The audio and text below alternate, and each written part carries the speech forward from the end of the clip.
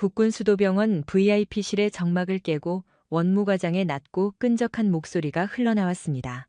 상처만 보자는 겁니다.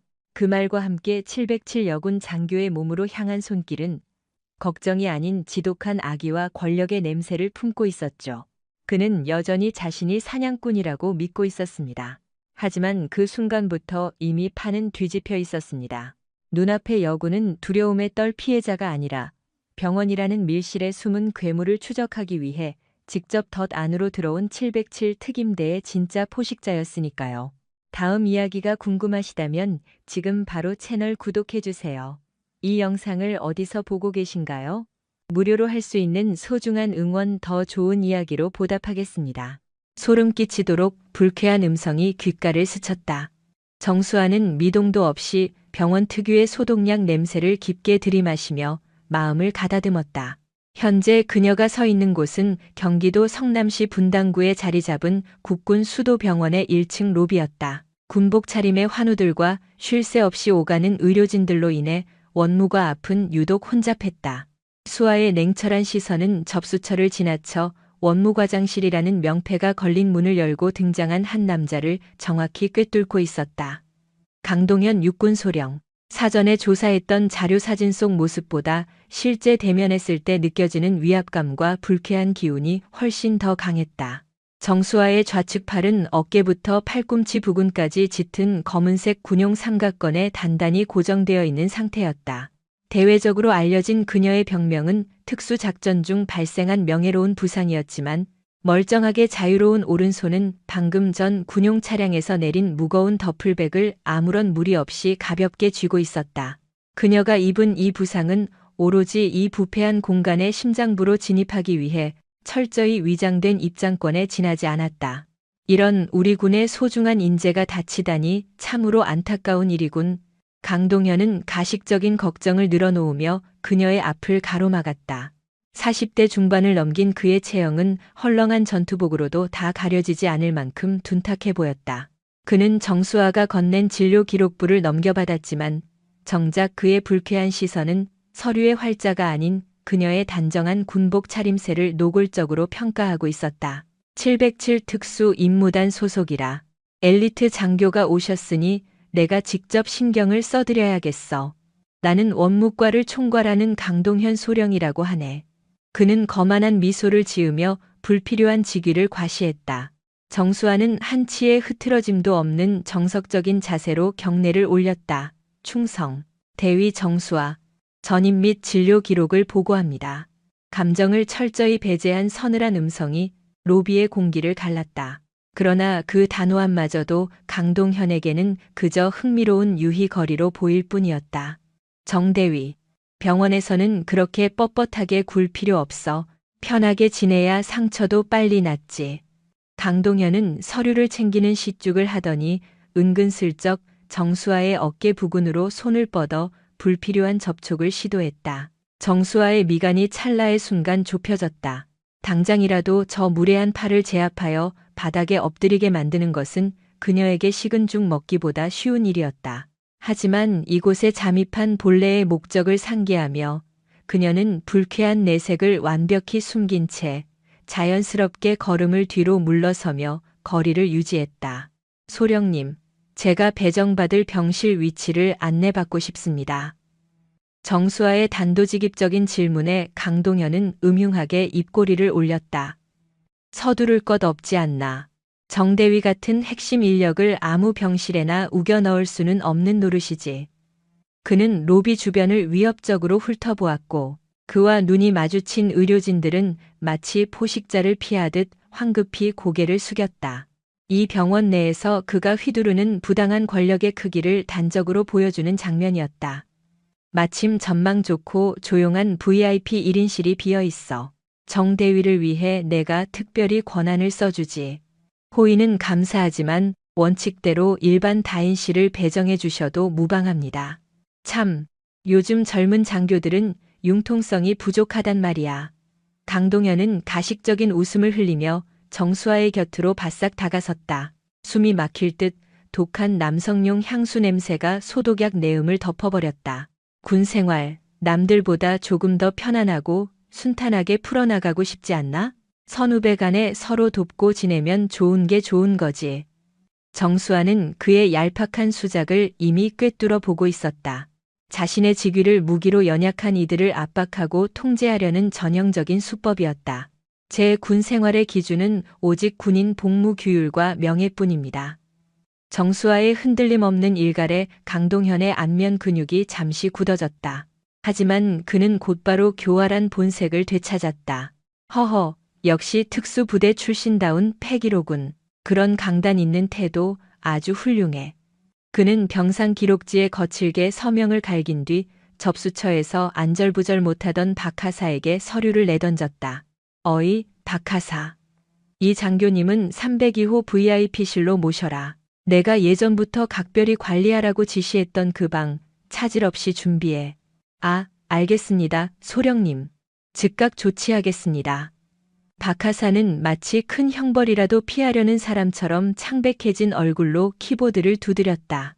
강동현은 다시 수아를 향해 돌아섰다. 정대위, 우선 올라가서 짐을 풀고 있어. 오늘 야간 순찰이 끝나는 대로 내가 직접 방문해서 상처 회복 상태를 아주 세밀하게 점검해 줄 테니 말이야. 그의 음성에는 노골적인 저의가 담겨 있었다. 규정상 군의관의 진료만 받으면 충분합니다. 딱딱하게 굴지 말라니까. 경험 없는 젊은 군의관들보다 내가 훨씬 더 주의 깊게 살펴볼 수 있어. 특히 자네처럼 훌륭한 여군 장교라면 나의 특별 관리가 필수적이지. 그는 역겨운 웃음을 남기며 원무과장실로 사라졌다. 수아는 닫힌 문을 차갑게 응시했다. 로비의 소란스러움이 다시 현실 감각을 일깨워 주었다. 곧이어 진땀을 빼고 있던 박하사가 조심스레 병실 열쇠를 건넸다. 저 병실은 3층입니다. 엘리베이터는 우측 복도 끝에 있습니다. 수아는 짧게 고개를 끄덕이고 묵직한 더플백을 고쳐맸다. 다친 것으로 위장한 왼팔은 고요했지만 가방을 지탱하는 그녀의 오른편 어깨는 그 어느 때보다 견고한 결의로 가득 차 있었다. 엘리베이터에 탑승한 수아는 층수를 알리는 붉은 램프가 전멸하는 것을 바라보며 서늘한 눈광을 번뜩였다. 강동현, 내가 이 썩어 빠진 곳에 잠입한 진짜 대가를 곧 치르게 해주마. 그녀의 최종 목표는 단순한 요양이 아니었다. 군 병원이라는 폐쇄적인 시스템을 악용하여 무방비 상태의 여성 장교와 부사관들에게 끔찍한 만행을 저질러온 악질적인 군 간부를 색출하고 그가 가진 모든 권력을 박탈하여 법의 심판대에 세우는 것이었다.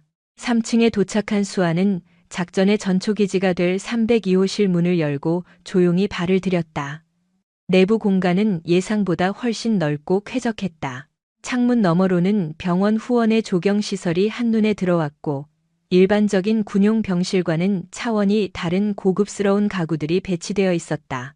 강동현이 자랑스레 떠벌리던 이 VIP실은 역설적으로 그동안 그가 얼마나 많은 약자들을 이 밀실로 끌어들여 협박하고 통제해 왔는지를 증명하는 끔찍한 범죄 현장과도 같았다.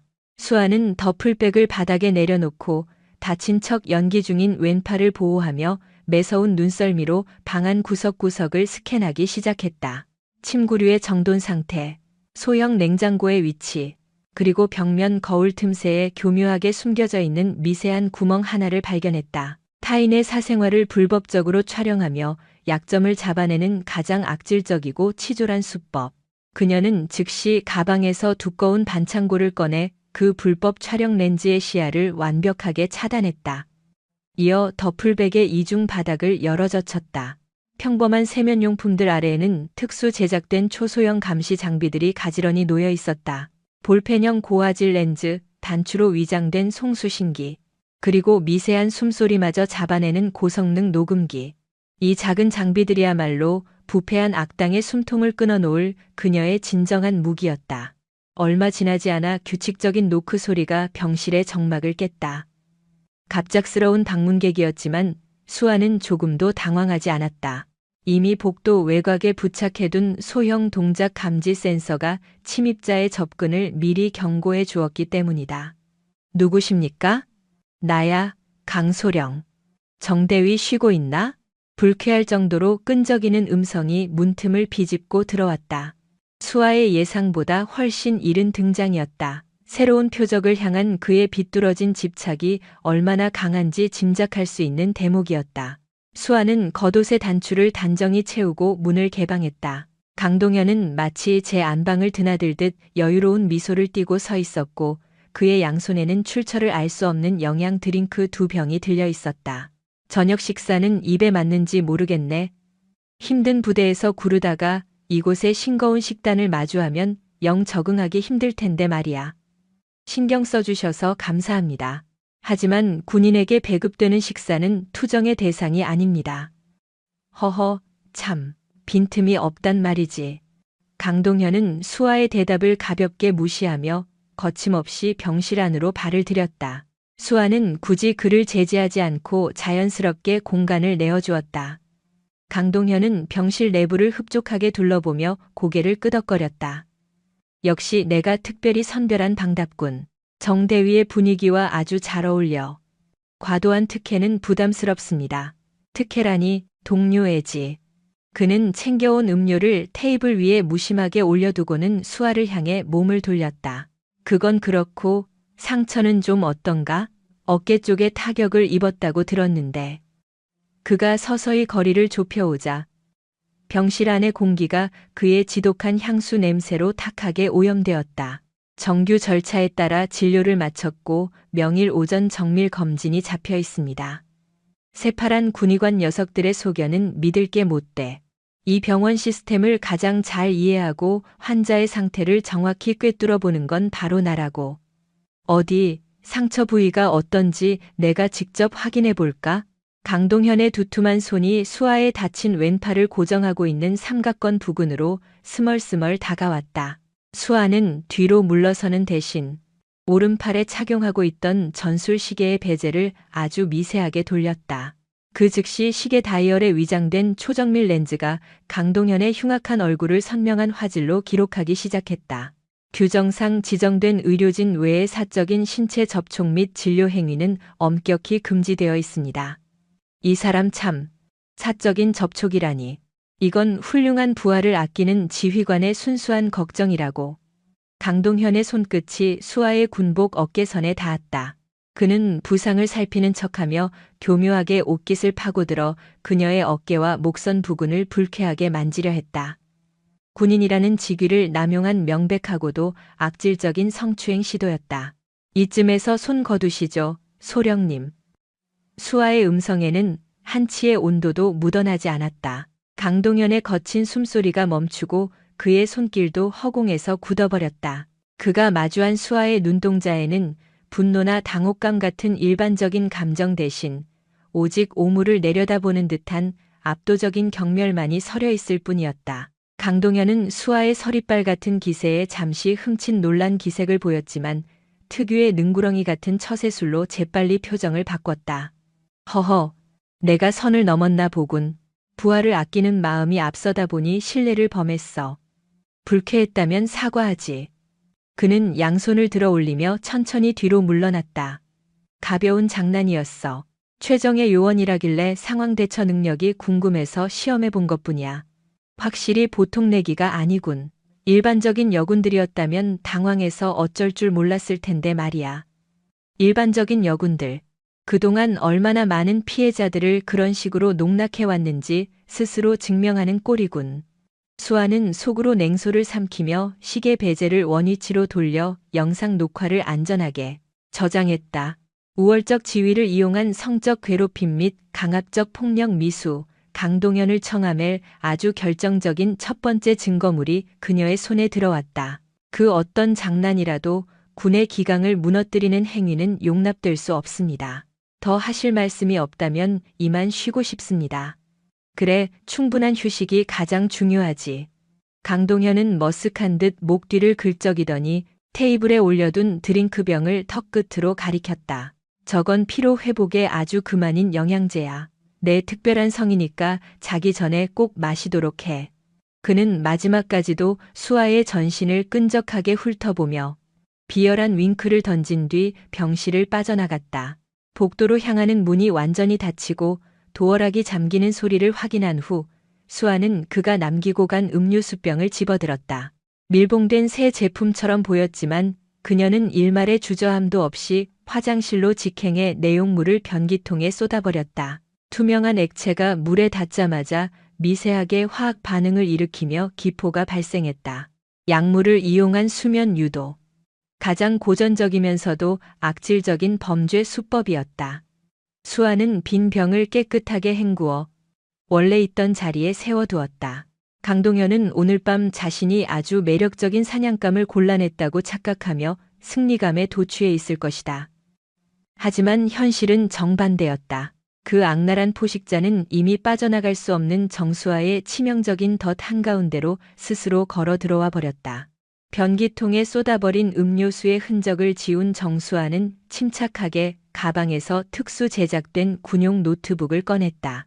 삼중 보안 암호를 해독하자 그녀가 시계형 몰래카메라로 촬영한 방금 전의 상황이 모니터에 고스란히 떠올랐다. 수면제를 먹이려던 강동현의 비열한 눈빛과 역겨운 목소리가 선명하게 재생되었다.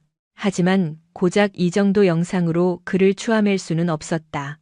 수아의 진짜 목표는 강동현이라는 꼬리 자르기가 아니라 이 군 병원 깊숙이 뿌리내린 거대한 부패의 사슬을 끊어내는 것이었다.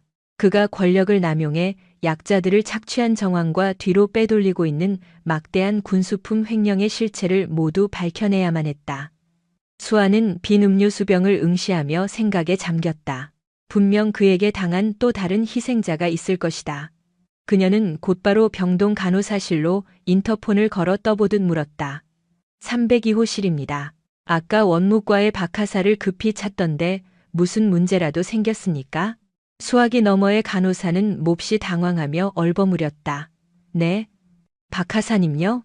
아, 아닙니다. 대위님. 강소령님이 지시하신 일은? 알겠습니다.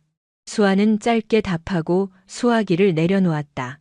낮에 로비에서 강동현과 마주쳤을 때 사시나무 떨듯 겁에 질려있던 박하사의 얼굴이 뇌리를 스쳤다. 모든 비밀을 풀 첫 번째 열쇠는 바로 그녀였다. 잠시 후 정적을 깨고 문 밖에서 아주 미세한 인기척이 느껴졌다. 이내 불안하고 다급한 노크 소리가 조심스레 이어졌다. 앞서 강동현이 냈던 불쾌하고 거친 소리와는 완전히 다른 질감이었다. 정수아는 신속하게 보안 폴더를 닫고 노트북 전원을 껐다. 올 사람이 왔다는 직감이 들었다. 수아는 굳게 닫힌 문을 향해 소리 없이 다가가 손잡이를 당겼다. 복도의 희미한 조명 아래 잔뜩 겁을 먹고 파랗게 질린 원무과 박마음 하사가 서 있었다. 정대위님 야심한 시각에 불쑥 찾아뵈어 정말 죄송합니다. 박하사는 행여나 누가 볼세라 복도 양끝을 불안하게 살피며 서둘러 병실 안으로 들어왔다. 수아는 도어락이 확실히 잠기도록 문을 닫고 그녀를 건조하게 응시했다. 이 밤중에 무슨 용건이지 박하사? 얼음장 같은 수아의 목소리에 박하사는 흠칫 놀라며 몸을 움츠렸다. 그녀는 불안한 듯 손가락을 꼼지락거리며 기어들어가는 목소리로 물었다. 혹시 조금 전에 강소령님이 이곳에 오셨습니까? 그리고 혹시라도 무슨 마실 것을 건네주지 않으셨는지. 받자마자 화장실 변기에 전부 쏟아버렸어. 수아의 한치의 망설임도 없는 대답을 듣자 박하사는 다리에 힘이 풀린 듯 털썩 주저앉았다.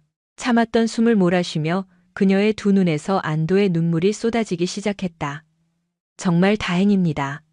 진짜 큰일이 나는 줄 알고 얼마나 조마조마했는지 모릅니다. 수아는 오열하는 박하사에게 손을 내밀지 않았다.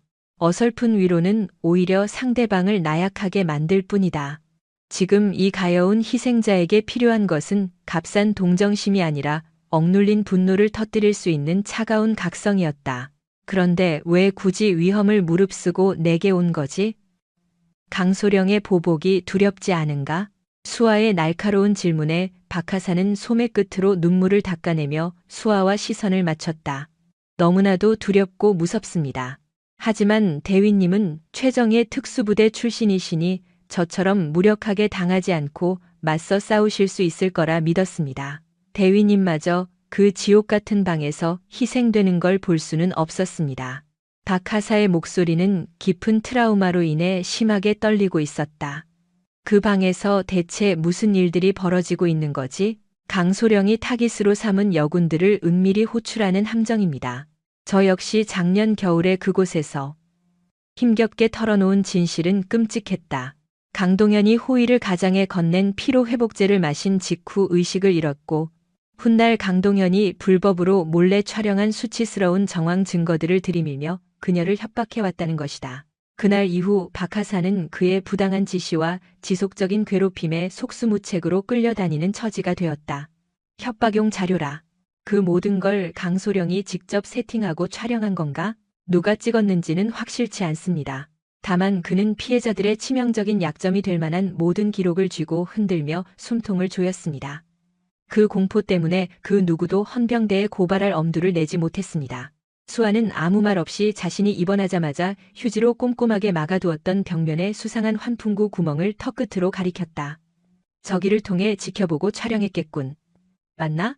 박하사의 얼굴은 백지장처럼 하얗게 변했다. 그걸 어떻게 벌써 알아채신 겁니까? 더러운 짐승이 숨어있는 굴에서는 역겨운 악취가 진동하기 마련이니까. 수아는 다리에 힘이 풀려 엎드려 있는 박하사와 시선을 맞추기 위해 천천히 무릎을 굽혔다. 선택해라. 박하사. 이대로 평생 그 악마의 놀이개로 살아갈 텐가 아니면 나와 함께 놈을 지옥으로 끌고 갈 텐가? 제가 감히 어떻게 그를 상대할 수 있겠습니까? 놈을 파멸시키는 건 내가 직접 한다. 자네는 퍼즐을 맞출 핵심 증거만 내게 넘기면 돼. 수아의 결연한 눈동자는 사냥을 앞둔 포식자처럼 매섭게 빛나고 있었다. 그 강렬한 눈빛에 압도당한 박하사는 떨리는 목소리로 되물었다. 제가 어떤 증거를 찾아야 하는 겁니까? 강동현은 권력을 이용해 부하들을 짓밟는 파렴치한인 동시에 막대한 양의 군용 물자를 불법으로 빼돌리는 횡령범이다. 원무과에서 문서 작업을 전담하는 자네라면 장부상의 모순을 눈치챘을 텐데. 사라진 고가의 약품이나 장비들 말이야. 그제야 박하사의 눈동자에 작은 빛이 돌았다. 생각나는 게 있습니다. 매월 말에 강소령님이 단독으로 처리하는 폐기물품 대장이 있습니다. 서류상으로는 고가의 의료품이 대량으로 폐기 처분되지만 실제로 그 물건들이 쓰레기장으로 가는 걸 본 직원은 아무도 없습니다. 오직 장부에서만 증발하는 겁니다. 그 장부 파일에 접근할 수 있나? 강소령님의 개인 PC에 암호화되어 있습니다. 접속 비밀번호는 우연히 알아냈지만 충분해. 서류 확보는 내가 적절한 타이밍에 직접 처리하겠다. 수아는 자리에서 몸을 일으키며 가장 핵심적인 질문을 던졌다. 그보다 중요한 게 있다. 강동현이 피해자들의 영상을 담아둔 저장 매체를 어디에 숨겨두었는지 짐작 가는 곳이 있나? 아마도 본인 집무실 금고이거나 매일 밤 자정 무렵에 은밀하게 향하는 곳일 확률이 높습니다. 밤마다 어딜 간다는 거지? 밤마다 어딜 간다는 거지? 병원 본관 뒤편에 방치된 폐건물 지하 창고입니다. 인적이 드문 늦은 밤마다 항상 그쪽으로 홀로 향하는 걸 여러 번 목격했습니다. 완벽한 타이밍이군. 수아는 박하사의 손을 잡아 흔들림 없이 일으켜 주었다. 오늘 이 방에서 있었던 대화는 무덤까지 가져가야 한다. 강동현 앞에서는 평소처럼 벌벌 떠는 나약한 먹잇감 행세를 계속해. 의심을 사선 안 돼. 명심하겠습니다, 대위님. 그리고 마지막으로 수아는 전술 배낭에서 초소형 호신용 송신기를 꺼내 박하사의 손에 쥐어주었다. 이걸로 어떻게 그 사람을 막습니까? 이건 단순한 경보기가 아니라 내게 위치를 알리는 무음 GPS 송신기다. 강동현이 다시 자네를 위협하며 접근하려 할 때 주저없이 버튼을 눌러 즉각 대응할 테니까. 차가운 금속기기를 꼭 쥐자 박하사의 파르르 떨리던 손에 비로소 작은 용기가 깃들기 시작했다. 박하사가 조심스레 병실 문을 닫고 나가자 302호실은 다시 무거운 침묵에 잠겼다. 수아는 블라인드 틈새로 짙은 어둠이 내려앉은 병원 외부를 주시했다. 황량한 정원 끝자락 본관 뒤쪽에 유령처럼 서 있는 낡은 폐건물이 시야에 들어왔다. 저 구간 지하 창고가 바로 오늘 밤 짐승을 옥김 사냥터였다. 시계가 정확히 자정을 가리키자 병원 전체에 소음이 삼고 완벽한 정적이 찾아왔다. 수아는 겉옷으로 입고 있던 환자복을 거침없이 벗어버리고 미리 준비해둔 검은색 전술복으로 환복했다. 위장용으로 착용했던 팔걸이 삼각건은 진작에 침대 구석에 처박힌 상태였다.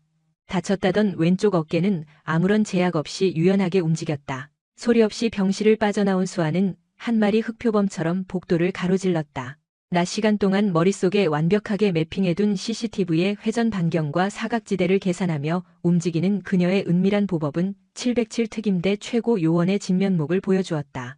본관과 구관을 잇는 통로 끝에는 두꺼운 철창문이 굳게 닫혀 있었고 먼지가 두껍게 쌓인 관계자 외 출입 엄금 팻말이 매달려 있었다. 수아는 철문을 굳게 잠그고 있는 이중 자물쇠를 살폈다. 하나는 군용 지급품이었지만 다른 하나는 최근에 달아놓은 듯한 시중 판매용 다이얼 자물쇠였다. 강동현이 은밀한 출입을 위해 개인적으로 설치해둔 것이 분명했다. 수아는 전투와 굽 사이에 숨겨둔 특수 해제용 픽을 꺼내들었다. 707 부대에서 마스터한 기술은 단순히 적의 숨통을 끊는 물리적 타격술에 국한되지 않았다. 손끝의 감각만으로 내부 핀의 배열을 맞춰 나갔고 불과 30초도 채 지나지 않아 딸깍하는 경쾌한 소음과 함께 굳게 잠겨있던 자물쇠가 허무하게 풀려나갔다. 폐건물 내부에 진입하자마자 퀴퀴한 곰팡이와 짙은 먼지 냄새가 코를 찔렀다. 수아는 지체 없이 소형 야간 투시경을 눈에 밀착시켰다. 칠흑 같던 어둠이 걷히고 녹색 빛의 시야가 확보되었다. 박하사의 증언대로 목적지는 건물 지하에 위치해 있었다. 서늘한 한기를 내뿜는 지하 계단을 소리 없이 밟고 내려가자 굳게 닫힌 철문 틈새로 희미한 랜턴 불빛이 새어나왔다. 동시에 두 남자의 은밀한 대화가 들려왔다. 이 최소령 이번 물건은 확실히 검증된 거 맞겠지? 지난번처럼 성분 속인 물건이면 거래 끊을 줄 알아. 허허, 박 사장님 참. 저 강동현입니다. 제가 이런 확실한 비즈니스에 장난을 치겠습니까? 이번 건 아주 특A급입니다. 군 내부에서만 유통되는 강력 마약성 진통제라고요. 익숙한 강동현의 목소리, 그리고 그와 거래하는 자는 분명 군인이 아닌 외부 민간인 브로커였다. 수아는 벽에 몸을 바짝 밀착시킨 뒤 지향성 녹음기에 전원을 켜고 수음 감도를 최고조로 올렸다. 아주 훌륭해. 군용 물자를 이렇게 리스크 없이 빼내는 수아는 역시 강소령님 뿐이야. 수고비는 두둑하게 챙겨줄 테니 앞으로도 잘 부탁한다고 돈이야 박 사장님만 믿고 가는 거죠. 그리고 이건 박 사장님 은밀한 취향을 저격할 만한 스페셜 부록입니다. 아주 파릇파릇하고 예쁜 여군들의 비밀 영상이죠. 강소령의 그 못 말리는 취미 생활 말인가? 그것도 같이 넘기쇼. 섭섭지 않게 현찰로 얹어줄 테니. 그 끔찍한 대화 내용에 수아의 눈동자가 분노로 싸늘하게 얼어붙었다. 강동현은 단순히 군용약품을 밀매하는 부패 군인을 넘어 박하사를 비롯한 무고한 피해자들을 불법 촬영하고 그 협박용 영상물까지 외부 범죄 조직에 팔아넘기고 있었다. 이것은 가벼운 징계로 끝날 군기문란이 아니라 한 인간의 존엄성을 철저히 파괴하고 유린하는 가장 악질적이고 극악무도한 범죄 행위였다. 자, 약품은 저기 구석에 쌓인 골판지 박스들에 들었고 영상 파일은 이 고용량 USB 메모리에 전부 압축해 두었소. 그 자리에서 바로 확인해 보시죠. 잠시 침묵이 흐른 뒤 화면을 확인한 외부 브로커의 탐욕스러운 웃음소리가 울려 퍼졌다. 끝내주네. 화질도 아주 선명하고 내용도 확실해. 약속대로 입금했으니 난 이만 물건 챙겨서 철수하겠네. 곧이어 무거운 철문이 삐걱거리며 열렸다.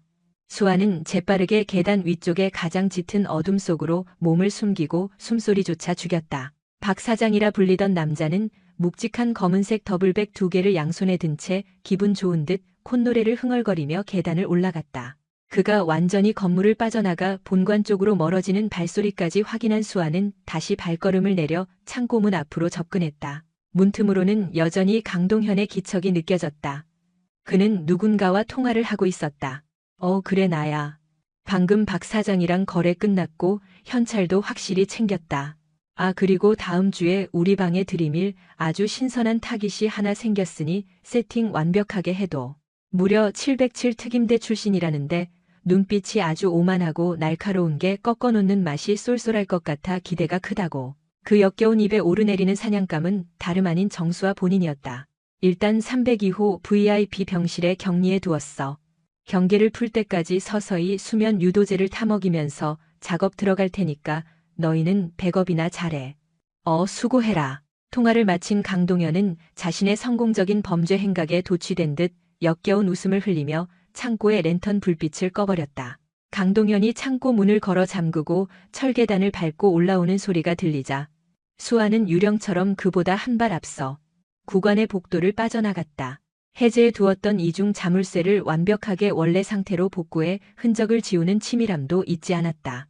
현재 수아의 전술조끼 주머니에는 강동현의 끔찍한 계획이 고스란히 담긴 고음질 녹음 파일과 민간인 브로커 박 사장의 인상착의를 명확히 포착한 야간 투시 카메라의 영상, 데이터가 확보되어 있었다. 하지만 이 모든 악행을 입증할 스모킹건인 불법 촬영물 저장 장치는 박 사장의 손에 넘어간 상태였다. 외부로 유출된 자료를 회수해야 하는 문제, 그리고 강동현의 통화에서 언급된 정체불명의 내부 조력자들. 이 모든 정황은 강동현이라는 인간 쓰레기 혼자서 벌인 일탈이 아니라는 것을 증명하고 있었다. 군 병원 내부의 썩은 뿌리는 외부의 거대한 범죄 카르텔과 끈끈하게 얽혀 있었다. 무사히 302호 병실로 복귀한 수아는 차가운 유리창 너머로 칠흑 같은 밤하늘을 응시했다. 당초 예상했던 것보다 사냥해야 할 짐승의 규모가 훨씬 거대해졌다. 그녀는 추적이 불가능한 특수 암호화 번호폰을 켜고 본부의 직통망으로 긴급 암호 전문을 송출했다.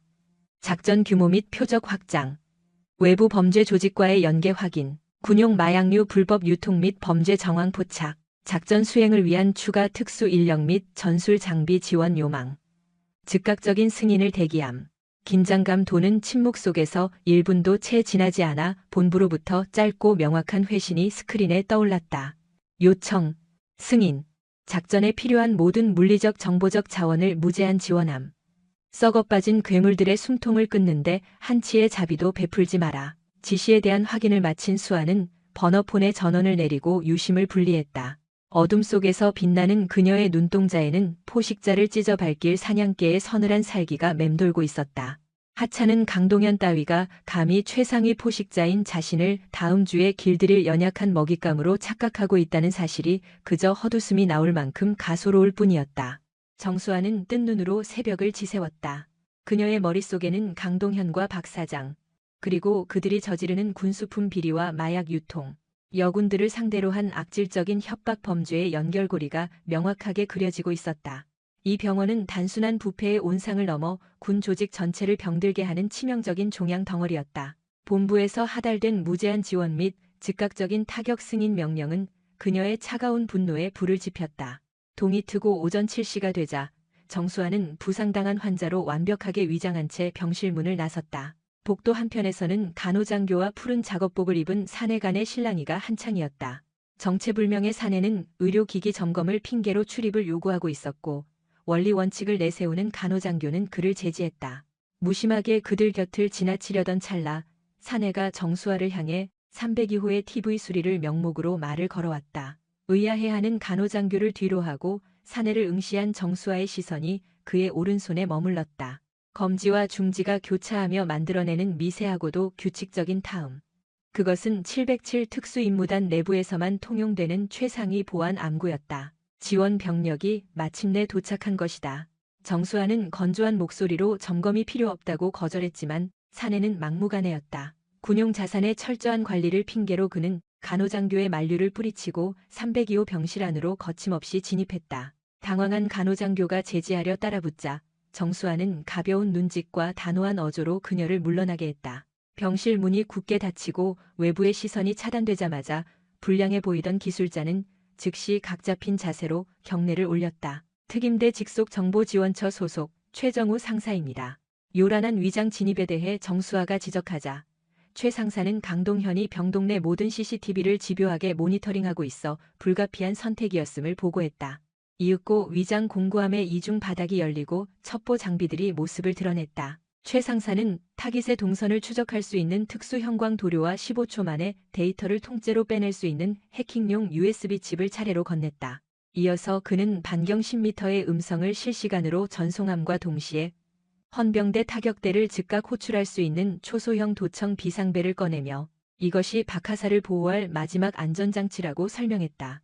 최 상사는 강동현이 다시 박하사를 억압하려 들 때 이 장치로 일망타진하자고 제안했다. 하지만 정수아의 계획은 달랐다. 장비를 챙긴 그녀는 적의 공격을 기다리는 대신 선제 타격을 선언했다. 최 상사에게는 외곽에서 박 사장을 밀착 감시하라는 임무가 떨어졌고 정수아 본인은 강동현의 심장부로 파고들어 직접 비리 장부를 빼내기로 했다. 강동현이 자신을 손쉬운 먹잇감으로 여기고 있다는 사실을 역이용해 오만한 사냥꾼의 목통을 물어뜯을 완벽한 여포위망을 구상한 것이다. 오후 일과 시간, 정수아는 직접 원무과를 방문해 강동현과 대면했다. 그녀는 답답한 병실 생활을 핑계 삼아 가벼운 산책을 동반한 어깨 재활 치료를 요청했다. 강동현의 눈빛에 오만한 희열이 스쳤다. 끝내 자신에게 굴복하지 않을 것 같던 독단적인 특전사 장교가 마침내 자신에게 아쉬운 소리를 하며 고개를 숙였다고 착각한 것이다. 그는 선심 쓰듯 본관 뒤뜰에서의 하루 1시간 산책을 허가하며 그 대가로 주말에 인적이 드문 구간 창고에서 단둘이 재활 상태를 점검하자는 음흉하고 부적절한 요구를 던졌다. 정수아가 한치의 망설임 없이 그 제안을 수락하자 강동현은 자신의 통제력이 완벽하게 먹혀들었다며 승자의 미소를 지었다. 하지만 원무과를 빠져나오는 정수아의 얼굴에는 차가운 살기가 피어오르고 있었다.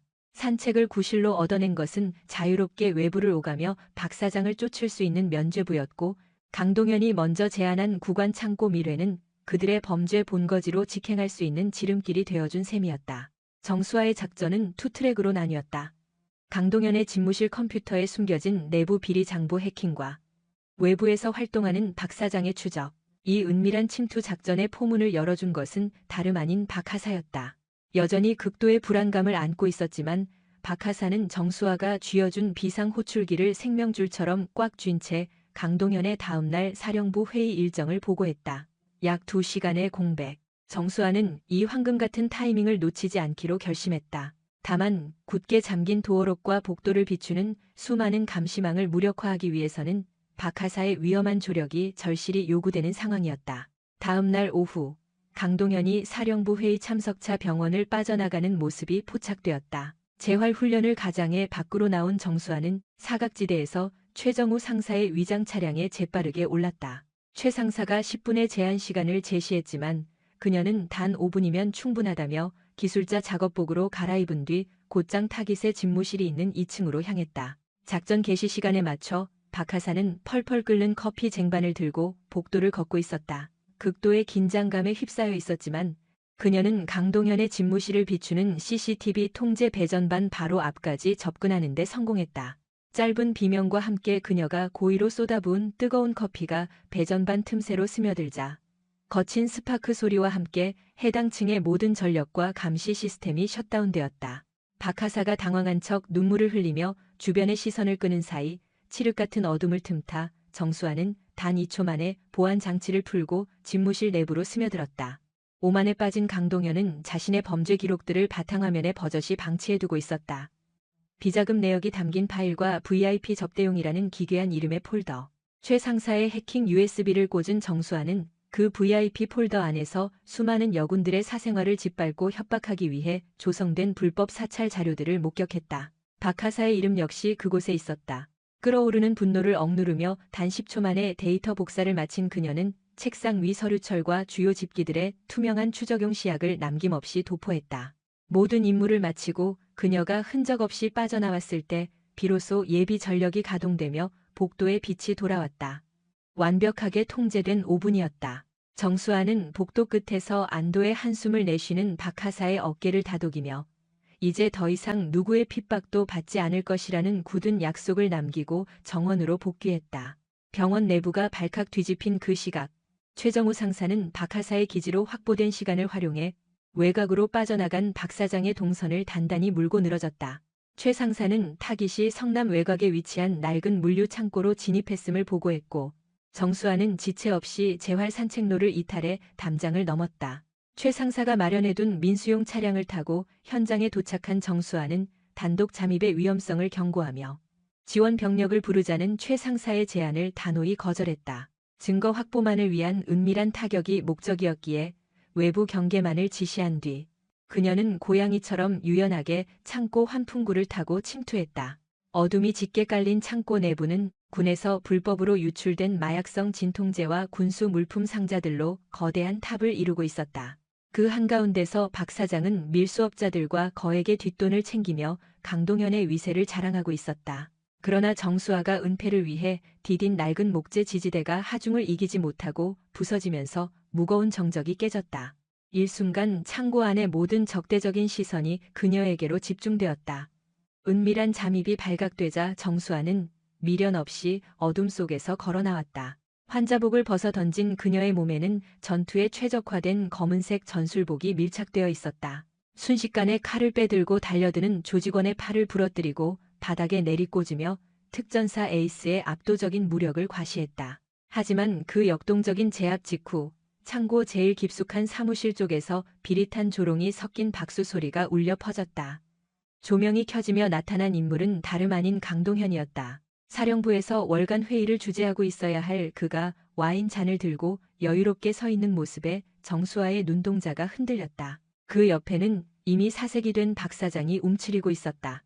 사령부 회의 일정은 애초부터 강동현이 불청객의 목을 조르기 위해 의도적으로 흘린 허위 정보였다. 거미줄에 걸린 것은 사냥감이 아니라 사냥꾼 자신이었음을 정수아는 그제야 차갑게 직감했다.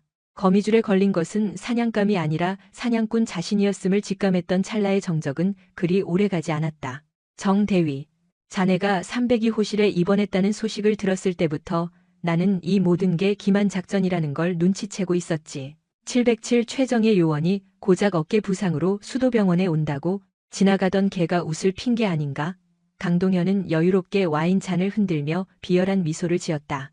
그래서 덫을 놓고 기다렸다. 자네가 내 사무실 보안을 뚫고 정은지 하사를 포섭해 이 비밀 창고까지 제 발로 찾아오기를 말이야. 강동현이 태연하게 태블릿 PC를 꺼내들며 박 사장을 발로 걷어찼다. 이 쓰레기가 내 측근인 줄 알았나 보군. 이놈은 그저 널 내 구역으로 유인하기 위한 일회용 장기말에 불과해.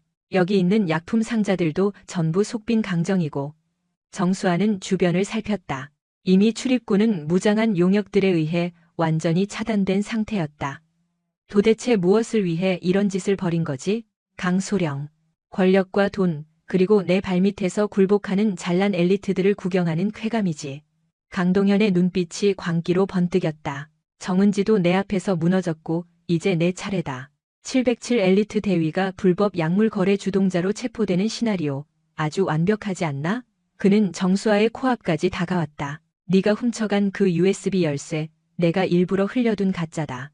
진짜 기밀은 내 머리와 이 철저히 독립된 오프라인 서버에만 존재하거든. 하지만 정수아의 표정은 전혀 흔들리지 않았다. 오히려 얼음장처럼 차가운 미소가 번졌다. 이제 어쩔 텐가? 여기서 무릎이라도 꿇고 잡이라도 구해보지 그래? 강동현이 조롱하며 손을 뻗어 그녀의 어깨를 짓누르려던 순간이었다. 강동현 소령, 착각이 도를 넘었군. 정수아가 그의 손목을 쳐내며 단호하게 입을 열었다. 네가 파놓은 함정에 내가 순순히 걸어 들어왔다고 생각하나? 뭐라도? 내가 흘린 허위 일정과 가짜 USB, 내가 그 얄팍한 수를 모를 줄 알았나? 정수아는 여유롭게 품에서 전파방해 무력화 장치를 꺼내 보였다. 네가 박 사장을 미끼로 던졌듯 나 역시 널 이 고립된 공간으로 끌어내기 위해 기꺼이 덫에 걸려준 척 연기한 것뿐이다. 헛소리 집어쳐. 네가 가진 열쇠는 껍데기일 뿐이야. 물론 그렇지. 하지만 네가 가짜를 준비할 것을 예측하고 나는 정은지 하사에게 진짜 마스터키를 맡겼다. 강동현의 얼굴에서 핏기가 가셨다. 지금 이 순간 정은지 하사는 사령부의 메인 시스템을 해킹해 내 사무실의 비밀 금고를 강제 개방하고 있다. 네가 숨겨둔 그 역겨운 VIP 고객 리스트와 불법 사찰 자료들 전부 말이다. 말도 안 돼. 감히 그 녀석이. 그리고 이 창고는 외부와 완벽히 차단되어 있는데. 정수아가 자신의 전술 시계에 꽂힌 소형 칩을 가리켰다. 최정우 상사, 수신 양호한가? 내가 설치한 증폭기를 통해 방금 네가 털어놓은 모든 자백과 계획은 지금 실시간으로 헌병특임대와 국방부 감사실로 직행하고 있다. 자신이 파놓은 함정이 오히려 자신의 목을 조르는 올감이었음을 깨달은 강동현의 동공이 지진이라도 난 듯 요동쳤다. 네가 나를 사냥하겠다고? 착각하지 마라. 강동현, 진정한 사냥이 무엇인지 지금부터 뼈저리게 가르쳐주지. 정수아는 어깨를 감싸고 있던 위장용 삼각건을 뜯어내 바닥에 던져버렸다. 그 밑에 드러난 전술복과 강철처럼 단단한 그녀의 체구는 더 이상 환자의 것이 아니었다. 자, 지루했던 재활훈련의 피날레를 장식해볼까? 내 앞을 막아선 놈들의 관절을 하나하나 분해하는 걸로 말이야. 삼각건이 바닥에 닿는 순간 그것은 부상병의 허울이 벗겨지고 707 특임대 최고의 인간 병기가 깨어나는 폭발적인 신호탄이었다. 강동현 소령. 정수아의 목소리는 창고 안을 맴도는 냉기보다 짙고 날카로웠다. 내가 저지른 가장 뼈아픈 실수는 나를 이 밀폐된 공간으로 불러들인 것이 아니다. 그녀가 품에서 전술 손전등을 꺼내들며 덩치 큰 사내들을 향해 맹수처럼 거리를 좁혀갔다. 놈들은 무의식적으로 뒷걸음질을 치며 마른 침을 삼켰다. 내 최대의 패착은 707 요원의 전투력을 한낱 여자라는 이유로 과소평가했다는 거다. 뭐 하고 있어? 저 미친 녀석을 당장 찢어 죽여. 강동현의 바락 섞인 명령이 떨어지자마자 도끼가 오른 사내 셋이 괴성을 지르며 사방에서 덤벼들었다. 어설프기 짝이 없군. 정수아는 눈부신 광량의 손전등을 켜 정면으로 달려드는 첫 번째 사내의 시야를 순식간에 마비시켰다. 눈을 부여잡고 허우적대는 사내의 턱관절에 그녀의 무릎차기가 꽂혔다. 우드득 소름 끼치는 파열음과 함께 사내는 픽거품을 뿜으며 바닥에 나뒹굴었다. 이 악마 같은. 두 번째 사내가 품에서 시야각을 좁히는 맹독성 스프레이와 3단봉을 꺼내 마구잡이로 휘둘렀다. 하지만 정수아는 자세를 낮춰 공격을 회피함과 동시에 그의 발목을 강하게 걷어찼다. 중심을 잃고 쓰러지는 놈의 손목을 비틀어 무기를 빼앗고 그대로 3단봉을 역수해 사내의 쇄골을 내리찍었다. 실전에서 단련된 707 특임대의 무자비한 제압술 그 자체였다. 히익, 괴물이다. 도망쳐. 마지막 남은 덩치는 전의를 상실한 채 비상구 쪽으로 몸을 돌렸다. 그러나 정수아는 발밑에 굴러다니던 소화기를 걷어차 놈의 정강이를 정확히 강타했다. 비명을 지르며 고꾸라진 사내의 등 위로 도약한 그녀는 단숨에 경동맥을 압박해 놈을 기절시켰다. 3명의 무장 인력을 완전히 침묵시키는 데 걸린 시간은 고작 40초. 창고 안은 무덤처럼 고요해졌다. 강동현과 박 사장은 눈앞에서 벌어진 사륙전에 가까운 압도적 무력 앞에 호흡조차 제대로 하지 못했다. 자, 이제 내 차례다. 강동현. 정수아가 피 묻은 장갑을 고쳐 끼며 다가갔다. 오지 마. 저리 꺼져. 강동현은 혼비백산하여 박 사장을 방패막이로 밀어 던지고는 비밀 통로인 뒷문으로 미친 듯이 달려갔다. 애쓸 필요 없다, 강동현.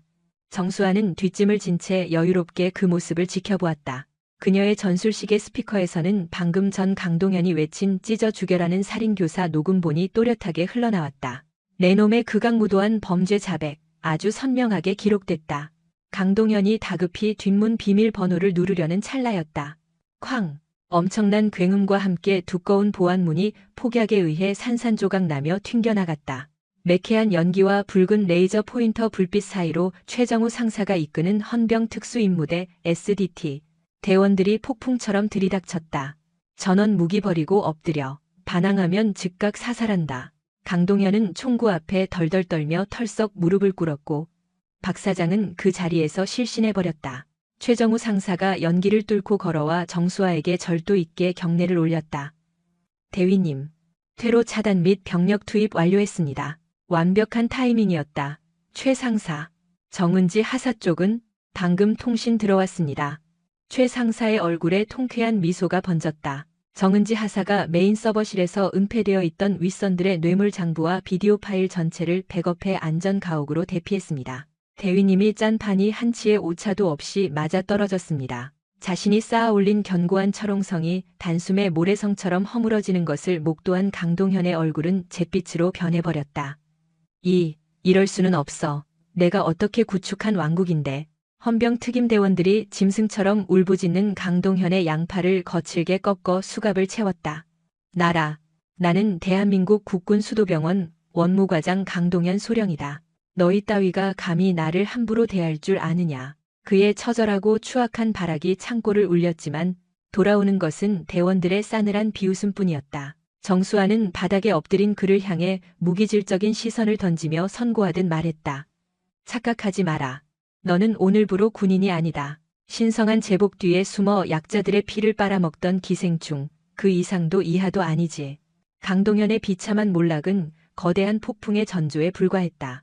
군검찰은 정은지 하사가 목숨을 걸고 사령부 메인 서버망에서 빼돌린 MRI 데이터 복제본으로 위장된 이면 장부와 하드디스크를 전면 압수했다.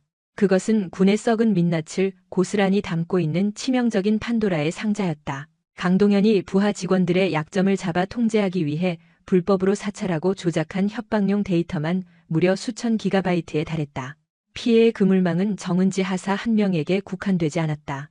신임 간호장교, 하급 부사관, 병원 하청업체 직원들까지 그는 계급의 최말단에 위치한 이들의 인권을 철저히 유린해왔다. 수사관들을 더욱 경악게 한 것은 MRI 스캔 기록으로 암호화되어 있던 상납 리스트였다.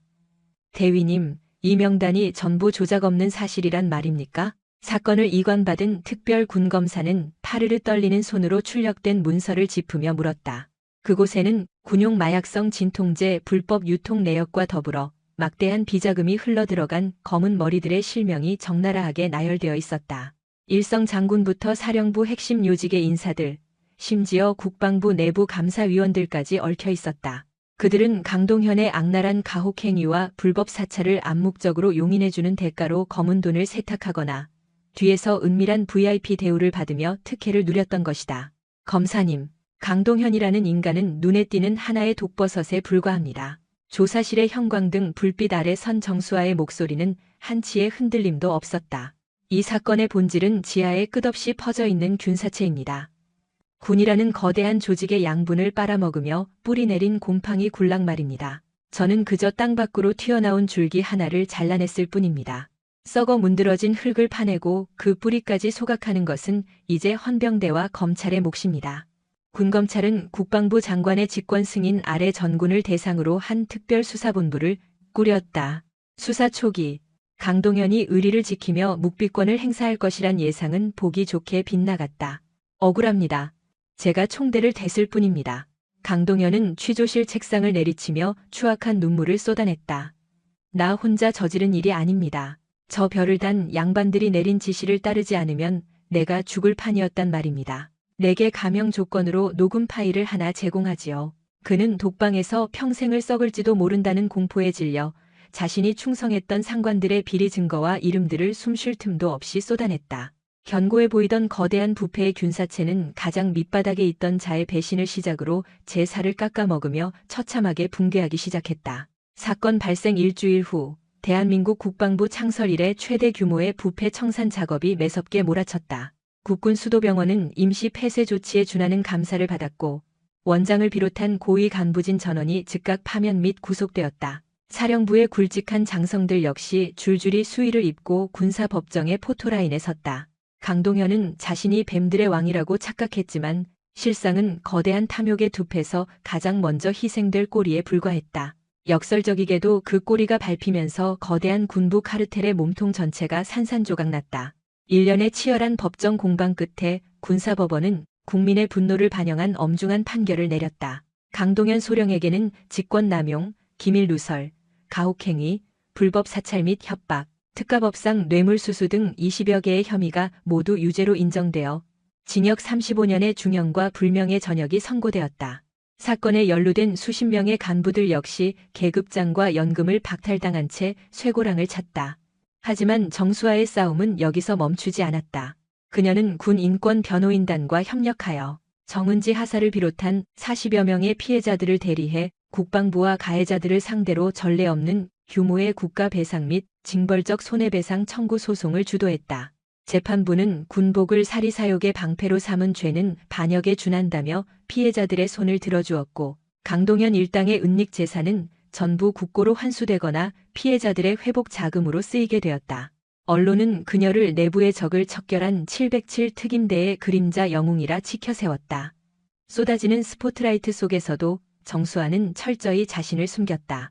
다만 군 내부 고발자 보호법, 일명 정은지법 제정을 촉구하기 위해 단 한 번 목소리만 변조한 채 국회 청문회 영상에 등장했다. 왜 자신의 목숨과 커리어를 걸고 이 험난한 길을 선택했느냐는 위원장의 질문에 정수아는 묵직하게 대답했다. 강동현과 그 배후의 인사들은 제복의 진짜 무게를 망각했습니다. 이 군복에 깃든 무게는 타인을 짓밟는 권력이 아니라 국민과 약자를 지켜야 하는 책임감과 희생입니다. 누군가는 그 더럽혀진 훈장을 뜯어내고 진짜 책임을 물어야만 했습니다. 제복의 무게는 권력이 아닌 책임감이다. 이 강렬한 한마디는 즉각 군 병영 문화 개선의 핵심 슬로건이 되었다. 혹독한 정화의 바람이 지나가고 맑은 가을 하늘이 드러난 어느 날 정수아는 소속 부대인 707 특임대 사격장에 서 있었다. 새롭게 부임한 특수전 사령관이 직접 부대를 방문해 군 사법체계 혁신에 기여한 공로로 정수아에게 무공 훈장을 수여하려 했다. 그러나 정수아는 정중하지만 단호하게 이를 거절했다. 저는 특별한 영웅이 아닙니다. 그저 군인으로서 당연히 해야 할 임무를 완수했을 뿐입니다. 훈장 대신 그날 저녁, 정수아는 포상금으로 지급된 특별 위로금 전액을 인터넷 뱅킹으로 이체했다. 수취인은 2곳,